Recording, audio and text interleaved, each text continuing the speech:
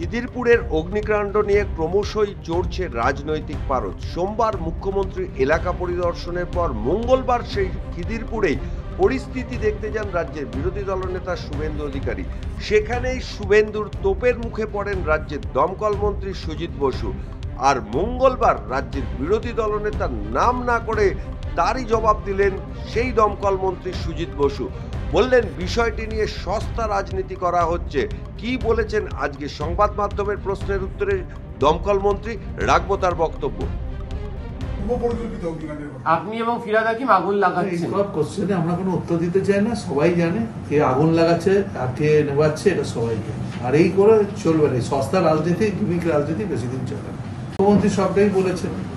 আমাদের বক্তব্য হচ্ছে নিশ্চয়ই আমাদের কোথাও গাফিলতি থাকলে কেউ বলার অধিকার আছে, কিন্তু যেটা সত্য না সেটাকে যদি বলে তাহলে আমাদের যারা কর্মীরা তাদের মনোবলে তারা আঘাত পায়। কারণ আমাদের এই কর্মীরাই দেখেছেন কিছুদিন আগে রেল ভবনে যখন আগুন হয়েছিল তখন কিন্তু আমাদের এই লোকেরাই কিন্তু 4টে লোকের জীবন গেছিল এবং সেখানে 9 জন মারা গেছিল। আমাদের 4টে ফায়ার ব্রিগেডের লোক কর্মরত অবস্থায় মারা গেছিল। আমফানের সময় এই লোকেরাই ইলেকট্রিকের ওই গাছ সরাতে গিয়ে ইলেকট্রিকের শকে মারা গেছিল। তা আমি মনে করি এটা তাদের পক্ষে অনেকেই আমাকে বলেছে, স্যার আমরা তো কাজেই ছিলাম কালকে। তা আমিও দেখেছি যেটা সত্যটাকে সত্য পরিবেশন করা হচ্ছে। আমি নিজেও ফিজিক্যালি গেছিলাম, আমাদের মন্ত্রী আর একজন মন্ত্রী ফিরাদ হাকিমও সকালবেলা গেছিলেন, আমাদের লোকাল পৌর প্রতিনিধিও ওখানে ছিলেন, আমাদের ডিজি সাহেবও গেছিলেন। আমি ভোর 6:45 সময় পৌঁছে গেছিলাম। আমরা যখন গেছি তার কিছুদিনের মধ্যেই আগুন কন্ট্রোল হয়ে গেছে এবং সম্পূর্ণ কন্ট্রোলটা আজকে আমরা জানিয়েছি। কিন্তু যেটা বিষয়টা হচ্ছে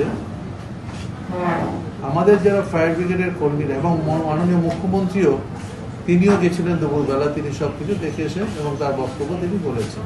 অরফানগঞ্জে যে আগুনটা খিদিরপুরে হয়েছিল, আমরা বিভিন্ন সংবাদ মাধ্যমে বিভিন্ন জায়গায় মানে আলোচনায় দেখছি দুটো কথা সেখানে উঠছিল, যে গাড়ি গেছিল নাকি গাড়িতে জল ছিল না, আর দ্বিতীয় অনেকেই প্রশ্ন করেছেন যে ওখানে তেল ছিল না বলে পাম্প চলেনি। তা দুটো কথাই আমি বলি অসত্য। পাম্পের কোনো সমস্যা ছিল?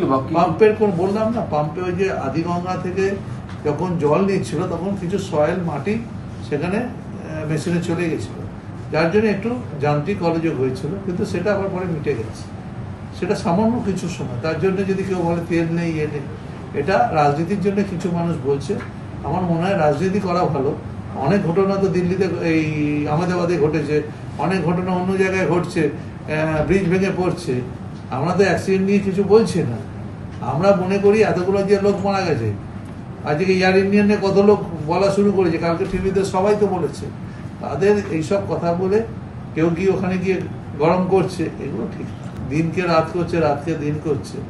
এই ক্ষেত্রে আমার মনে হয় ভূমিকাটা, যেমন বলছে 2 ঘন্টা পরে গাড়ি পৌঁছেছে, 2:05 ফার্স্ট কল পেয়েছি আমাদের ফায়ার ব্রিগেড, 3টের মধ্যে আমরা সবাই জেনে গেছি ব্যাপারটাকে। তারপর থেকে আমরা বাড়ি আসতে আসতে যতটা সবার সঙ্গে যোগাযোগ করে 20টা গাড়ি সেখানে মোবাইলাইজ করা হয়েছে। তা এই ঘটনাটা ভুল হচ্ছে যে 2-3 ঘন্টা বাদে, কেউ বলছে 2 ঘন্টা বাদে।